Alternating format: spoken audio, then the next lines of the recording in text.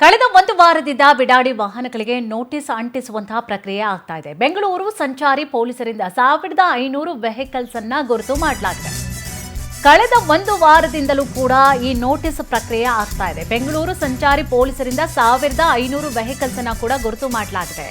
So ತಿಂಗಳುಗಟ್ಟಲೆ ನಿಂತಹ ವಾಹನಗಳ ಮಾಹಿತಿಯನ್ನ ನೀಡಲಿಕ್ಕೆ ಮನವಿಯನ್ನ ಕೂಡ ಮಾಡಲಾಗಿದೆ. ರಸ್ತೆ ಬದಿ ಪಾರ್ಕಿಂಗ್ ಮಾಡಿರುವಂತಹ ವಾಹನಗಳ ಮಾಹಿತಿಗೆ ಖುದ್ದು ಸಚಿವ ಕೃಷ್ಣ ಭೈರೇಗೌಡ್ರೆ ಮನವಿ ಮಾಡಿದ್ದಾರೆ. ಬಿಟಿಪಿ ಅಸ್ತ್ರಂ ಆಪ್ ಮೂಲಕ ಜನರು ಮಾಹಿತಿಯನ್ನ ನೀಡಬಹುದು. ವಾಹನದ ಫೋಟೋ ಹಾಗೂ ಅಡ್ರೆಸ್ ಅನ್ನ ಹಾಕಿ ದೂರನ್ನ ದಾಖಲಿಸಿ ನಿಂತಲ್ಲೇ ನಿಂತ ವಾಹನಗಳ ತೆರವಿಗೆ ಅಧಿಕಾರಿಗಳಿಂದಲೂ ಕೂಡ ಕ್ರಮ ಆಗುತ್ತೆ.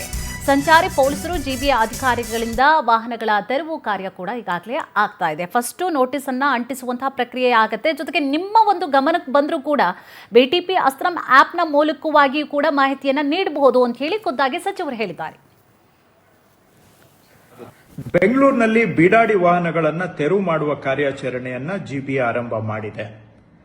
ರಸ್ತೆ ಫುಟ್ಪಾತ್ಗಳಲ್ಲಿ ವಾರಗಟ್ಟಲೆ ಈ ವಾಹನಗಳನ್ನ ನಿಲ್ಲಿಸುವಂತಹದ್ದು, ಫುಟ್ಪಾತ್ ರಸ್ತೆ ಸಾರ್ವಜನಿಕ ಆಸ್ತಿಯ ಅತಿಕ್ರಮಣ ಆಗುತ್ತೆ.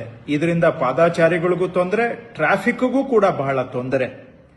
ಈ ಕಾರ್ಯಾಚರಣೆ ಯಶಸ್ವಿ ಆಗಬೇಕಾದ್ರೆ ನಿಮ್ಮ ಸಹಕಾರ ಬಹಳ ಅವಶ್ಯಕ ಇದೆ. ಬೆಂಗಳೂರು ಟ್ರಾಫಿಕ್ ಪೊಲೀಸ್ನವರು ಅಸ್ತ್ರಂ ಅಂತ ಆಪ್ ಅನ್ನ ಡೆವಲಪ್ ಮಾಡಿದ್ದಾರೆ. ಅದರಲ್ಲಿ ಇಂತಹ ಬಿಡಾಡಿ ವಾಹನಗಳನ್ನ ರಿಪೋರ್ಟ್ ಮಾಡೋದಕ್ಕೆ ಅವಕಾಶವನ್ನ ಮಾಡಿಕೊಟ್ಟಿದ್ದಾರೆ. ಸೊ ತಮ್ಮ ಏರಿಯಾದಲ್ಲಿ ಏನಾದರೂ ಇಂತಹ ಸಮಸ್ಯೆ ಇದ್ದಲ್ಲಿ ಈ ಟ್ರಾಫಿಕ್ ಪೊಲೀಸ್ನ ಅಸ್ತ್ರಂ ಆಪ್ ಅನ್ನು ಉಪಯೋಗಿಸಿ ದಯವಿಟ್ಟು ಈ ಬೀಡಾಡಿ ವಾಹನಗಳನ್ನ ರಿಪೋರ್ಟ್ ಮಾಡಿ. ಅದನ್ನ